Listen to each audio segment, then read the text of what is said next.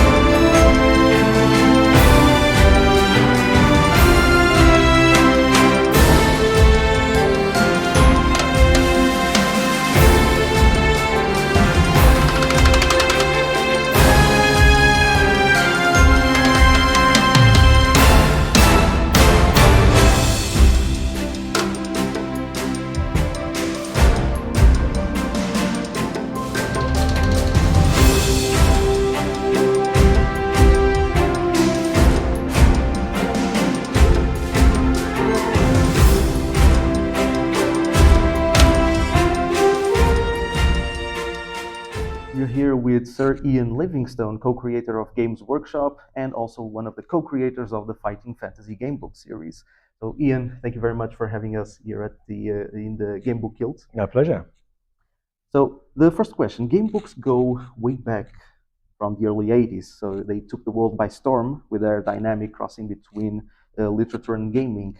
So did you and Steve have any sense that this combination would last this long and still going strong today? We had absolutely no idea it would happen like that. We didn't even think our first book would last in print for very long, but and that was 1982 when it first came out, The Warlock of Firetop Mountain. But they survived the test of time, and here we are over 40 years later talking about fighting fantasy, and that's very humbling and heartwarming that they still have appeal.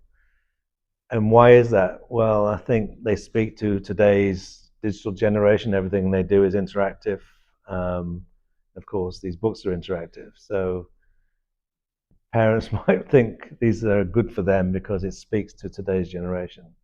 But The Warlock of Firetop Mountain came out without any marketing, but it was the virality of the day, the word of mouth in the playgrounds made it so popular. Wonderful.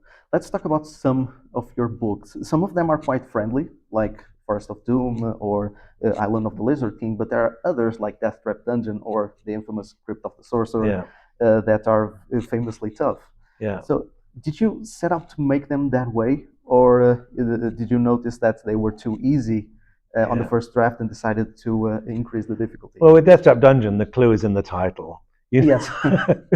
You know what to expect. Speaks for itself. Yeah. You know what to expect. And I just wanted to do a classic dungeon crawl, and obviously not wanted to make it too easy. And I wanted to add a real nasty twist, which when you encounter Throm the barbarian, he becomes your friend, and you're going through the book together. And of course, you have to have that showdown battle with him towards the end. And there can be only one winner. There can only be one winner in Death Trap Dungeon, and you kind of hope it's not Throm. So that only means one thing. Or us. Yes. And so, I wanted to make it more difficult because, as you say, some people said Forest of Doom was too easy. So I thought, okay, take this. Thank you. So and then I doubled it down with Crypt of the Sorcerer.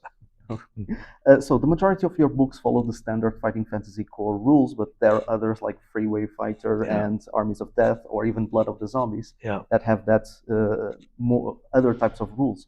So what made you decide to change those rules? It was just for a bit of fun, really, just to see if anything else was as popular, or I just fancied doing something different. But my love really does remain in Lancia, and with the traditional rules, so people don't have to relearn anything, and in a world that they're familiar with. They know the characters, they know the places. They know Port Blacksand, they know Stonebridge, they know Firetop Mountain, and they know Yastromo, they know Zambar Bone, blah blah blah. They know Lord Azur, but they've never seen him. Yes, his face at least. So it's nice for people like that familiarity.